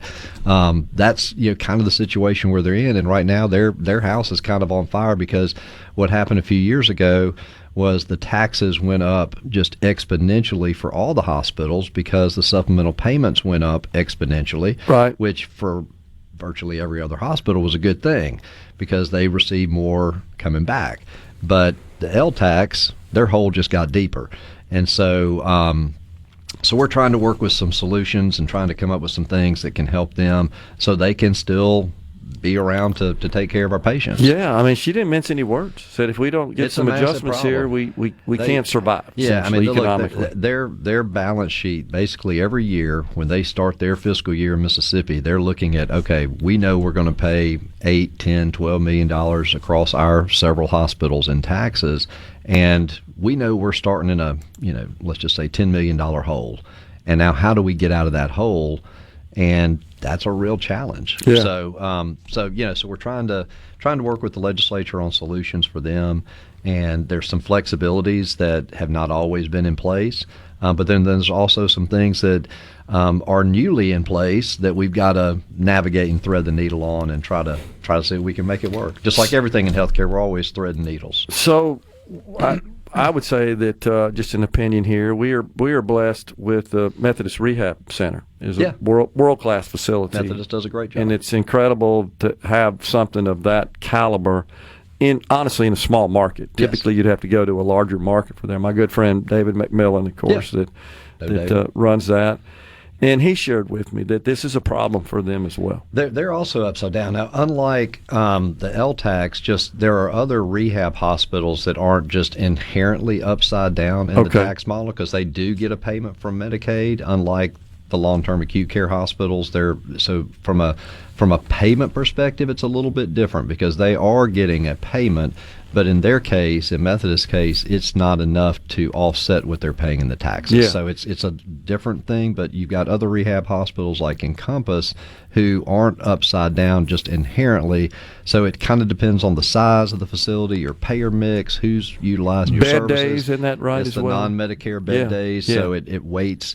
You're going to pay a higher tax if you've got a good number of commercial patients, if you've got a good number of Medicaid patients, and that's the way that model was designed to work over 15 years ago, so that those hospitals who were heavily Medicare would not have to pay as much because it's a whole different payment mix. And so when consultants got together back in 2009 and worked through this model, it was a lot of things came into consideration, and one of the primary considerations was how do we mitigate the taxes paid by our rural hospitals, because on the other side of all this are payments coming that are based off volume, and they don't have a high volume, and so they're paying less in taxes because they get less back from Medicaid, and it's all kind of a it's a very methodical, calculated approach to how all this works, and there's a lot of different things that go into it. So what is it exactly that the Mississippi Hospital Association is advocating for related to this issue? Well, so what our position has been on this is the most pressing issue, just as you identified with the testimony from Select Specialties, we've got to keep providers from closing. We've got to keep folks from leaving the state, and so we want to shore this thing up right now for the long-term acute care hospitals and hopefully exempt them from paying these taxes so long as they're not getting paid by Medicaid. Sure. It just it's like, okay, they're paying in, get out. nothing out. That's right. Along those same lines, what we have said for years is once we stabilize the supplemental payment program, which that is entirely funded by the taxes the hospitals pay. Once we stabilize that program and kind of lock that down and everyone knows what they're going to get and everyone knows how the money's going to flow on that, then we can start having some additional conversations about the provider tax. What has complicated all of this discussion has been what's happened in the last year with changes and cuts coming from the feds. And so now we're trying to figure out, okay, well, how can we stabilize the entire landscape in such a way that we can lend itself to predictability in the tax model and the supplemental payment model and the Medicaid model, and what are the feds going to reimburse and who's going to get cut on the Medicare side. And the landscape has changed so much, and there's always change, there's always evolutions in any business, but there's so many things that are ebbing and flowing based off of changes in Congress, changes in the presidential administration, and every 2 to 4 years it seems like we're going through these wild ebbs and flows. We've got to figure out, because this tax model, speaking just of the tax model, it's been in place since 2009. Yeah. So, and it still serves its basic purpose in how the hospitals are taxed. But what is changing is how they're getting paid. And so we're trying to figure out, when you stabilize the payments, you stabilize the taxes, you figure all this stuff out, and then you move forward. Because it may be another 15, 20 years before we go back in and tweak things again. I'm not sure I understand why we use Medicare bed days to calculate a Medicaid funding mechanism. Well, there's some provisions where, under the federal regulations, you can't directly tie a Medicaid payment to a Medicaid tax. So it's not like you can say, we're going to tax you. I'm giving you money, so you give me some, sort of deal. Exactly. A quid pro quo, essentially. That's right. Is so what it is. You have to come up with some other factors. Yeah. Okay. It's all fun. That's smoke and mirrors, though. I mean, that's it keeps us lawyers busy. That's exactly right. So, generally speaking, how are our hospitals doing? I mean, there's been lots of federal policy, lots of state policy that these guys are having to consume and process and grapple with. Yeah, I mean, look, it is a ever-changing world. Overall, right now, the hospitals are okay. Okay. But I'd say we're kind of guarded based off of the changes that are coming down in the next few years. Okay. So which we can talk about. Hang on, we got a break right here. We got Richard Roberson. He's president, CEO of the Mississippi Hospital Association. Coming right back in the Element Wealth studio.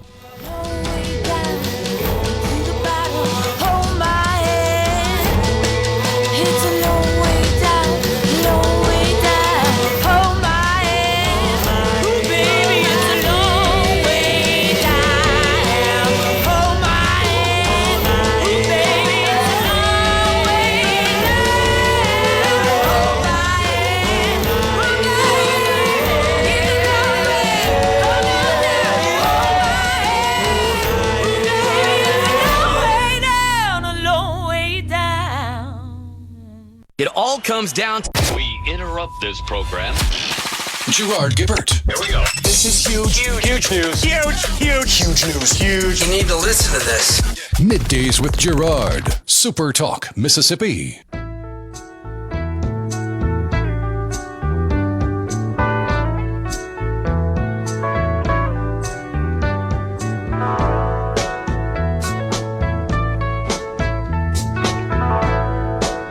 Love is but a song we sing, feels the way we die.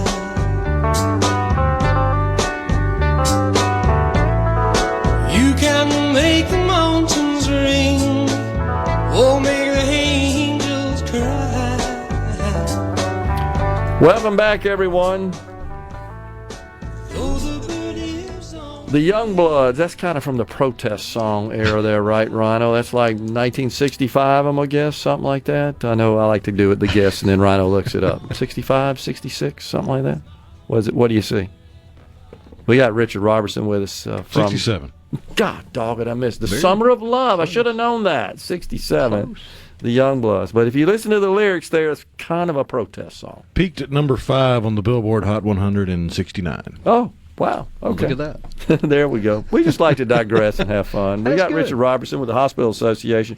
So you were telling us before the break, overall, you have a kind of a positive feeling about the current state of the industry. I don't think you'd have said that a couple of years ago, right? The supplemental payment program coming from Medicaid has made a world of difference for the hospitals. The governor championed that, and that was an issue that MHA went and met with legislators and talked about this model, going to average commercial payments, which is more reflective of a commercial market, which is more reflective of a free market. Yeah. Where you've negotiated that rate with the commercial plans.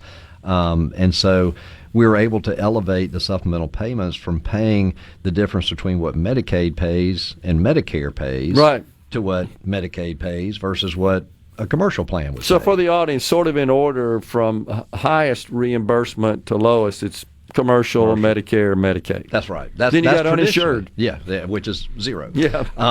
And traditionally, Medicaid has been the lowest of those payers.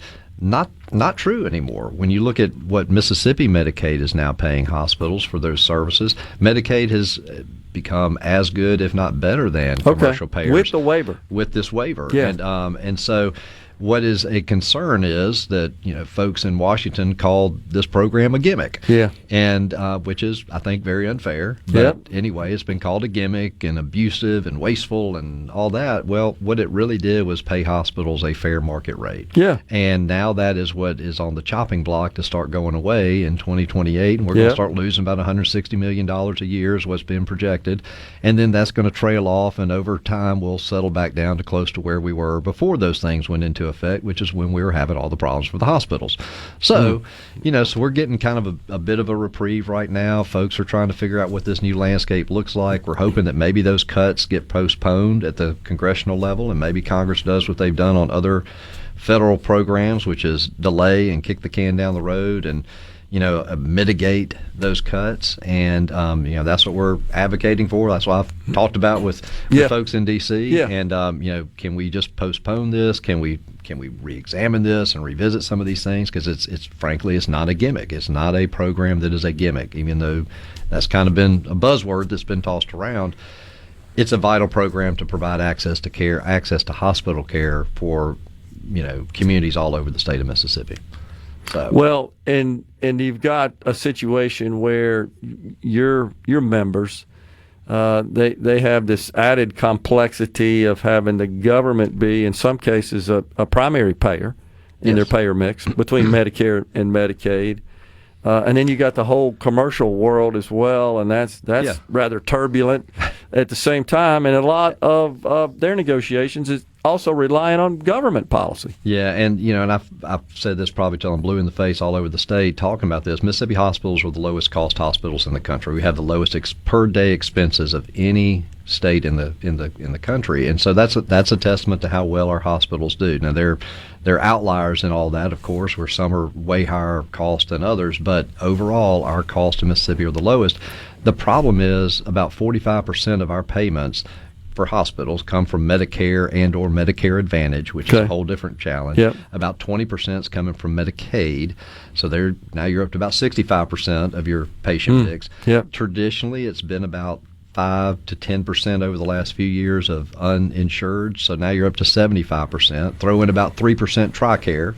And that gets you close to 75, 80% of your payments are coming from either no pays or some form of government payment. Okay. And that makes it a challenge when you're only working with about 20% of your reimbursement coming from commercial. Yeah. And so it just makes it harder. And frankly, all of us that may have commercial insurance pay a little bit more when those other payers aren't paying. Yeah. And so, trying to find some balance somewhere in the middle is helpful. And when you're the lowest cost hospitals in the country and you're still trying to make ends meet, that's a challenge. Yeah. It's a revenue issue. It is straight up a revenue issue for our hospitals, where they're holding their costs down, but they're still struggling to stay over the in the black with it. So we're talking to Richard Roberson, Mississippi Hospital Association. But by the same token, though, Richard, I hear this from my friends who run some of these hospitals, that it's also more difficult to attract and retain talent. It is professional talent. They're paying more because than we pay less. Yeah, and right? they're having to try to compete with other states and other parts of the country that are kind of quote unquote hot areas of the country. Think Nashville, Austin, Texas, all these places that young folks coming out of school are trying to gravitate to. Sure. And so we're trying to recruit, and of course we all know what a great place Mississippi is to live and work, but we're trying to recruit people who may be from here to come back here or stay here. We're trying to get other people to come in because we are underserved from a physician standpoint, from a nursing standpoint, but across all the other healthcare. And you look at lab techs and radiology and all those things. We're not where we need to be, and we're trying to get better, and these funds are important in trying to recruit and retain. It's like what we've seen in college athletics with NIL. Same deal, 100%. This is our NIL money, and we're trying to recruit and trying to bring folks in here that are they're going to make a big difference for our patients. Let's talk about the certificate of need laws in the state of Mississippi. There are some reforms included in measures that look like they're progressing. I think maybe at least one is passed, right? Yeah, so the House and Senate very quickly, early in the session, passed a bill that was vetoed last year by the governor because of one provision in there, and they took that provision out that was objectionable to the governor, and they passed the rest of it. And what that bill did, that's already been passed and now is law, is primarily what it does is it allows for increases in capital expenditure thresholds. Those had not been updated since 2016, and we worked on it back then and increased some things and changed some of the rules around CON. But those capital expenditures, think about things like medical equipment. The limit on that was anything under $1,500,000. You didn't have to go to the state health department, pay fees, go through an application process to upgrade or purchase new equipment as long as it was under $1.5 million. Well, that was 10 years ago, and medical equipment's gone up a little bit. So we doubled the threshold on that. Now it's $3 million. We also doubled expenses for clinical expenditures from $5 million to $10 million, and non-clinical expenditures from $10 million to $20 million. So trying to just, stay a little bit ahead of that so folks don't have to run down and get things approved and pay a bunch of fees for things that really, they're a lot of times they're already doing. They're just trying to upgrade facilities, upgrade equipment, which is something I think all of us would want. Yeah, we want folks more to do. supply. We want the latest. Yeah. If you want a new Da Vinci surgery system, then you got to be able to go do that. And we don't want to start putting leeches on people like they did back in the Middle Ages. They're very cost effective. Leeches aren't expensive, but they're not the best form of medicine. So it's not that the laws have been repealed.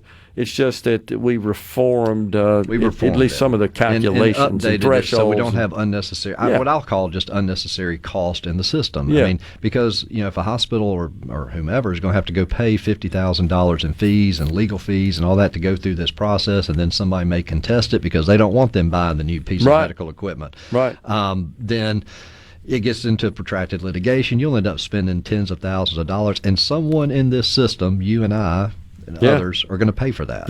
And that's just unnecessary. So we're trying to weed out some of those unnecessary costs. Makes sense. Focus on true healthcare planning, because like I said, the government does pay for most of these cost of healthcare in one way or the other. Medicare, Medicaid, TRICARE, all these different programs. The government has an interest in making sure that there is planning and that folks aren't abusing the system in a way that's not helpful, and we still stay cost effective. Before we go, are your members, the hospitals, are they concerned about declining enrollment in the ACA exchanges, fewer people having coverage going to show up in the hospitals and need treatment? They are, and there's efforts right now going through to try to stabilize some of that. Frankly, we need the cost-sharing part covered. It's great to have those premiums covered, but what we found in the past was the premiums were fine. The deductibles and the copays. Yeah, people couldn't pay the deductibles and copays, and the hospitals didn't get paid, and then that was a huge mess for everybody. Richard Roberson, President, CEO of the Mississippi Hospital Association. Appreciate you coming on, man. Thanks you, Gerard. Coming right back in the Element Wealth studio.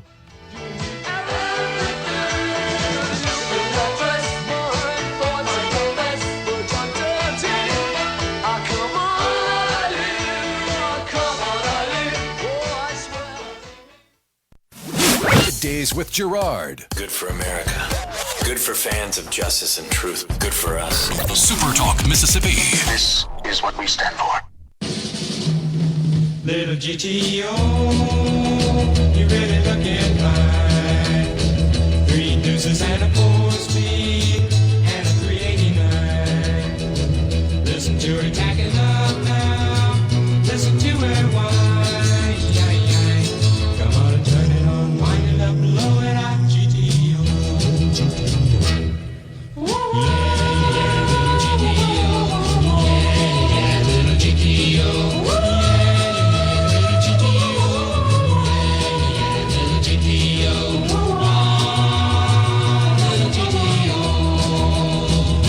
See her on a road course or a corner mile.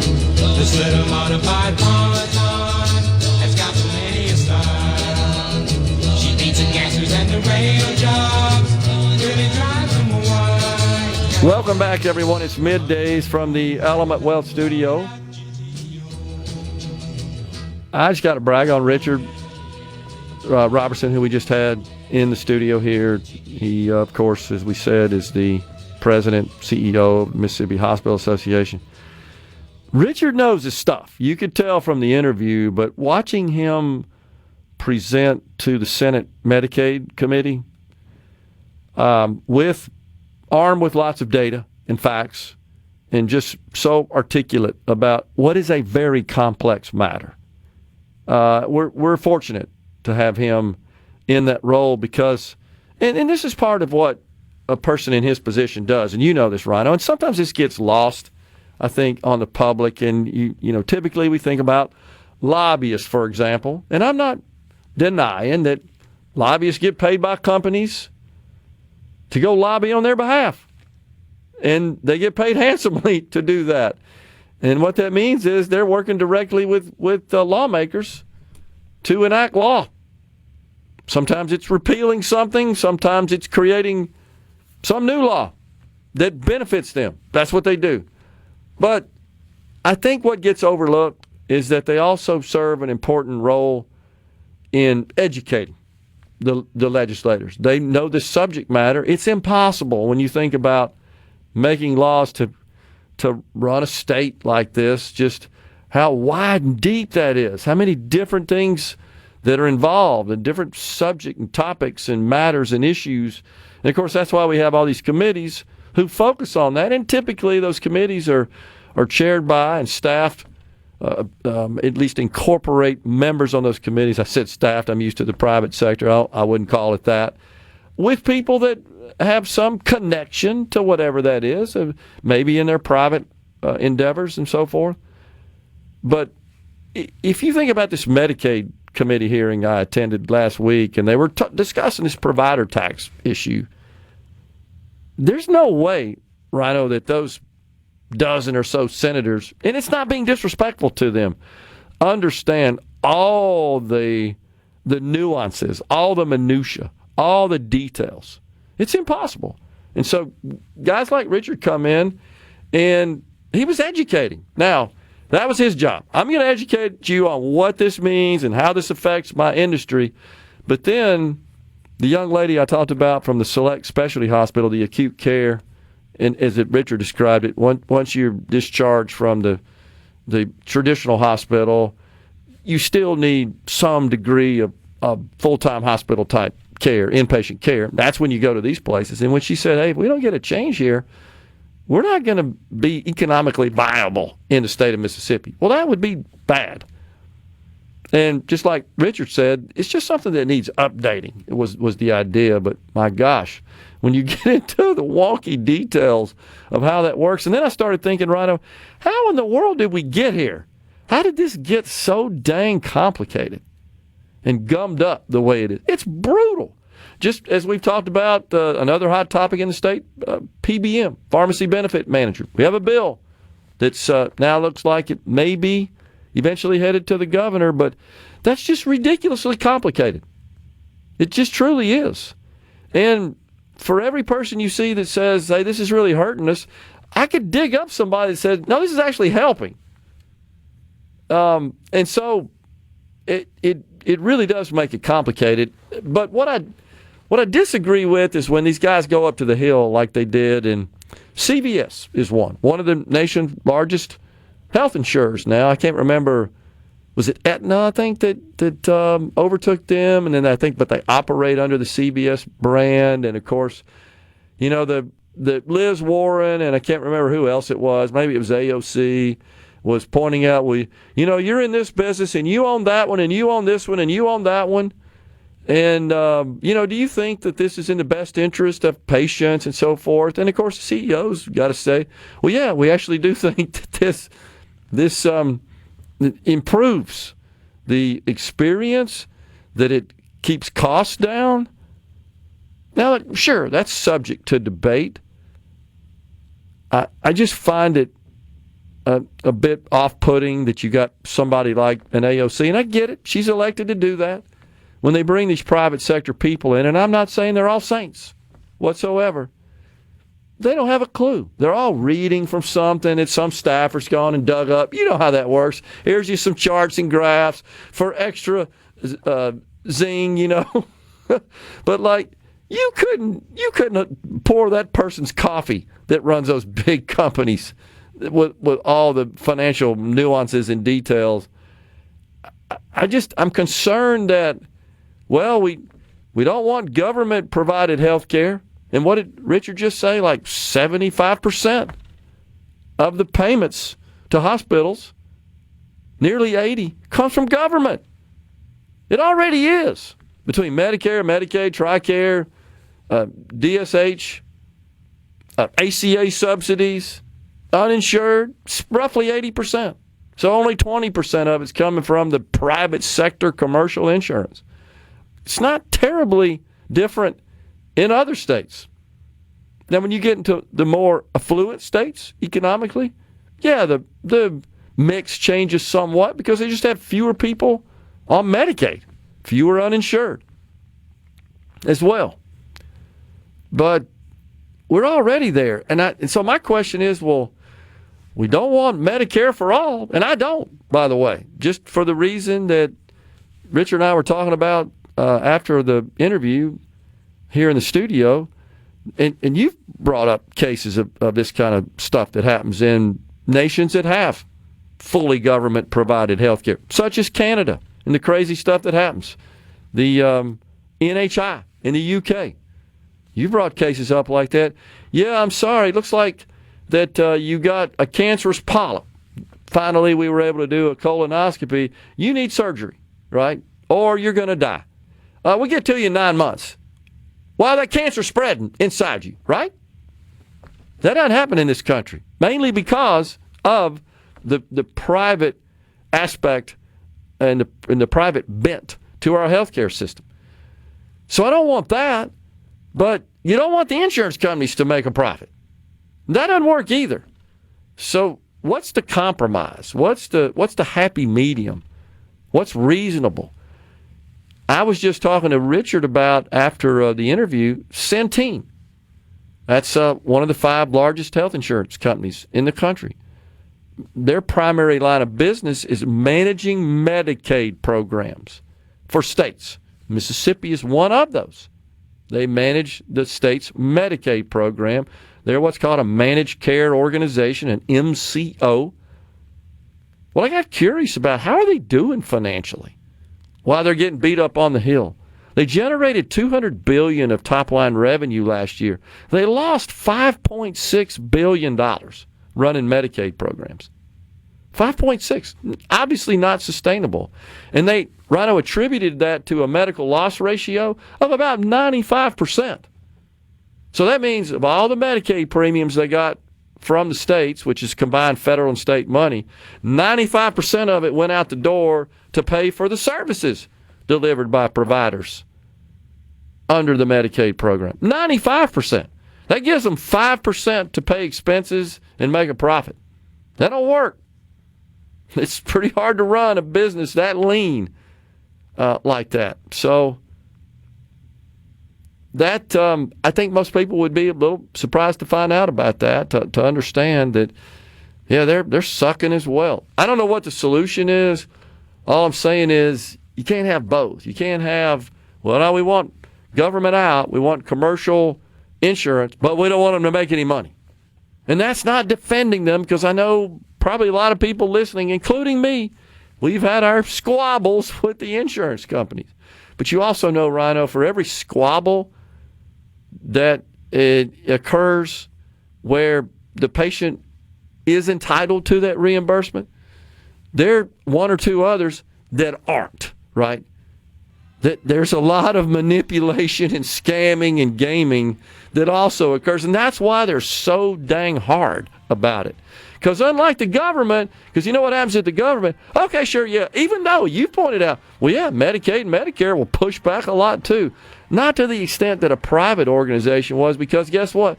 They just go print more money. That's the problem there. If they had to operate that like a business, remember, 50% of every dollar Medicaid spends is borrowed. That wouldn't work either. They're not subject to the same rules that the private sector is. They got an unlimited money printing machine. Thus lies the problem. Coming right back with the final segment today. Stay with us.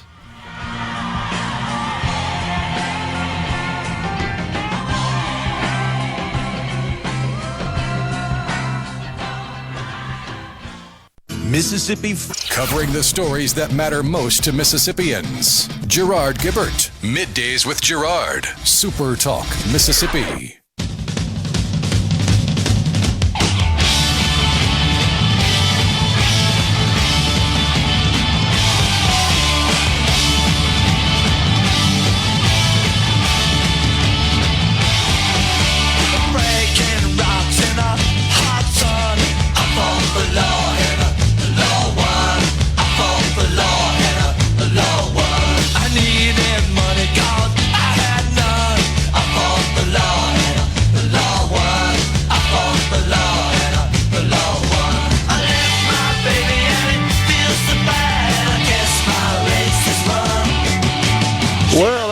That's the Clash remake of, was it Bobby something?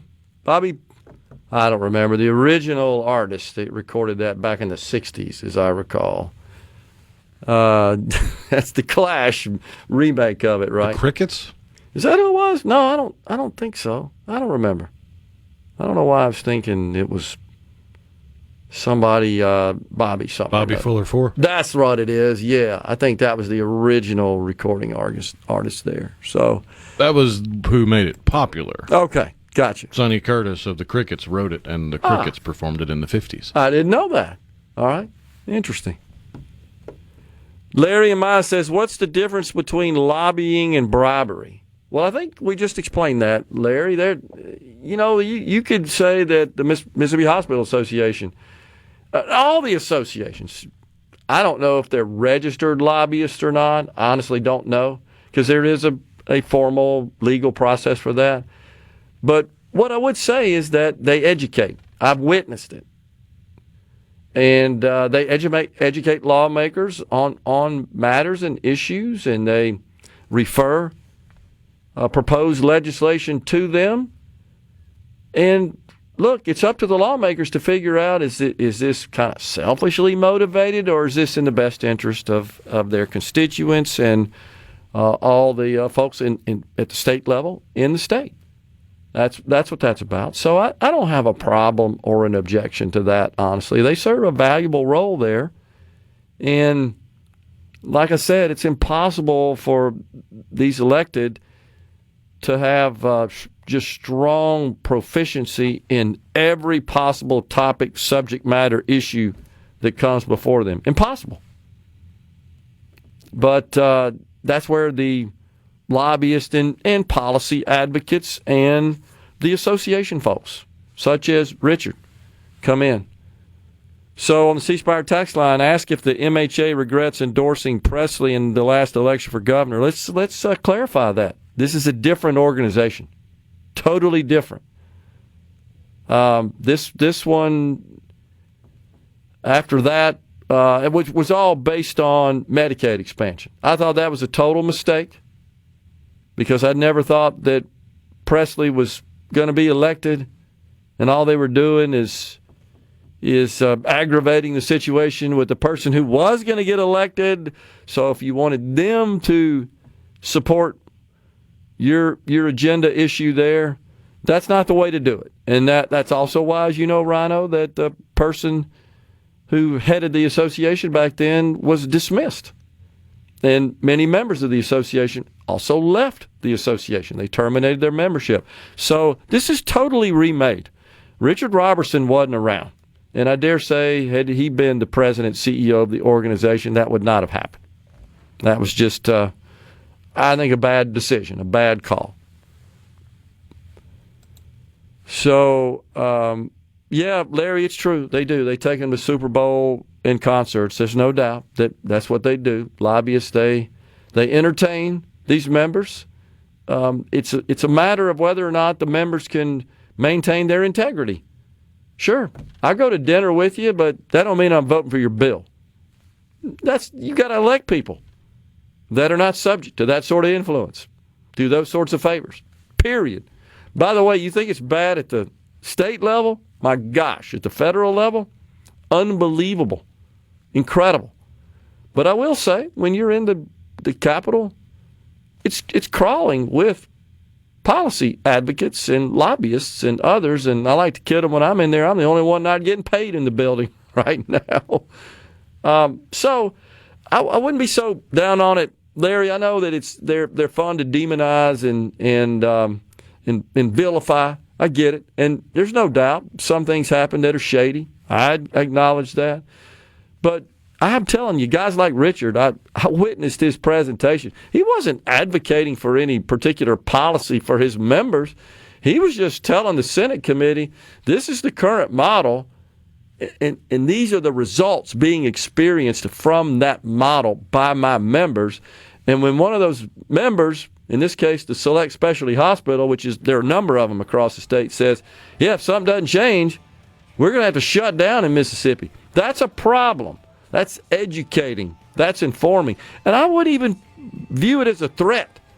They can show you the math, the financial pro forma modeling that, yeah, if this continues on this basis, under these terms and conditions and under these formulas, that's not going to work for us long term, and we're going to have to close up shop in Mississippi, which would be bad for the patients in Mississippi. It's not like they don't want to operate here to make money. Now, there are some Republicans, unfortunately, at the state and federal level that want all health care to be not-for-profit. That's exactly what we have in Canada and the UK and others where they have socialized medicine, and it sucks. Out of here today, back at the fairgrounds tomorrow. Stay safe and God bless. A SuperTalk Mississippi media production.